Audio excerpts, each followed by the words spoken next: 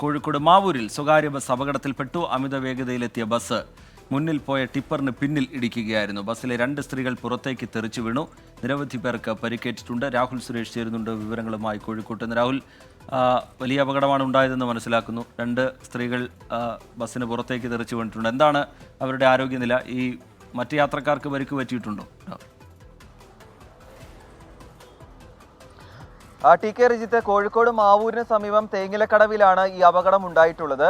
കോഴിക്കോട് ഭാഗത്തേക്ക് വരികയായിരുന്നു ഈ ടിപ്പർ ലോറിയും സ്വകാര്യ ബസ്സും.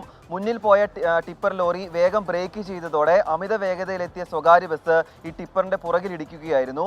ഇടിയുടെ ആഘാതത്തിൽ ബസ്സിന്റെ മുൻഭാഗം പൂർണ്ണമായും തകർന്നിട്ടുണ്ട്. അതുമാത്രമല്ല, ഈ ബസ്സിന്റെ മുൻഭാഗത്ത് ഇരിക്കുകയായിരുന്ന 2 സ്ത്രീകൾ ഇടിയുടെ ആഘാതത്തിൽ പുറത്തേക്ക് തെറിച്ചു വീഴുകയും ചെയ്തു. നാട്ടുകാരാണ് രക്ഷാപ്രവർത്തനം നടത്തിയത്.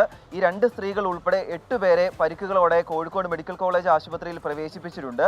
അതുമാത്രമല്ല, ബസ്സിലുണ്ടായിരുന്ന മറ്റ് യാത്രക്കാർ സ്വകാര്യ ആശുപത്രികളിലും ചെറുപ്പയിലെ ആശുപത്രിയിലും ചികിത്സ തേടിയിട്ടുണ്ട് എന്നാണ് പറയുന്നത്. അമിത വേഗതയാണ് ഇത്തരത്തിലുള്ള അപകടത്തിന് കാരണമായതെന്നാണ് ദൃക്സാക്ഷികളും പറയുന്നത്. ടി കെ ശരി, രാഹുൽ സുരേഷ് വിവരങ്ങൾ നൽകുകയായിരുന്നു കോഴിക്കോട്ട് നിന്ന്.